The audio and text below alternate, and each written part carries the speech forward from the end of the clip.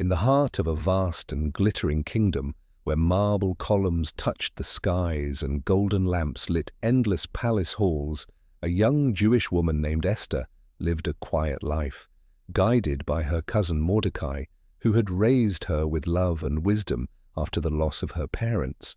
And though her world seemed small and ordinary at first, God was already weaving her into a plan far greater than she could ever imagine, because in a time when King Xerxes searched for a new queen, Esther was brought before him.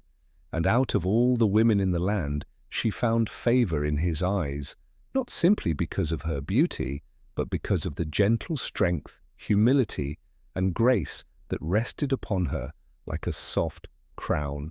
And so she was made queen, though her true identity as a Jew remained a secret, protected by Mordecai's careful advice. Not long after, a proud and cruel man named Haman rose to power in the palace, and his heart grew dark with hatred when he discovered that Mordecai would not bow down to him, and in his anger he did not seek to punish only one man, but planned to destroy all the Jewish people throughout the kingdom, secretly convincing the king to sign a decree that would sentence them all to death. When Mordecai learned of this terrible plan, his heart was filled with sorrow, and he sent word to Esther, urging her to go before the king and beg for mercy for her people. But Esther knew that to enter the king's presence without being summoned was a dangerous act that could cost her life. And in that moment, fear whispered to her. Yet faith spoke louder, reminding her that perhaps she had been brought to the palace for such a time as this. And so before taking a single step, Esther asked all the Jewish people to fast and pray for 3 days. And during that time, she too fasted and prayed, seeking God's guidance and strength, allowing His peace to settle over her heart like a warm and holy light. When the 3rd day arrived, Esther dressed in her royal robes, but her true beauty came not from silk or jewels, but from the courage God had planted within her spirit.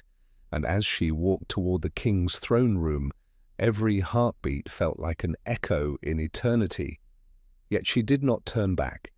And when the king saw her, he extended his golden scepter, welcoming her and sparing her life.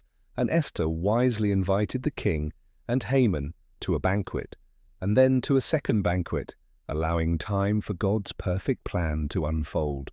At the second banquet, with a voice both gentle and strong, she revealed her identity as a Jew and exposed Haman's wicked plot. And in that sacred moment of truth, justice rose like the morning sun, and the king's heart turned, and Haman's evil scheme was overturned, and the Jewish people were saved from destruction.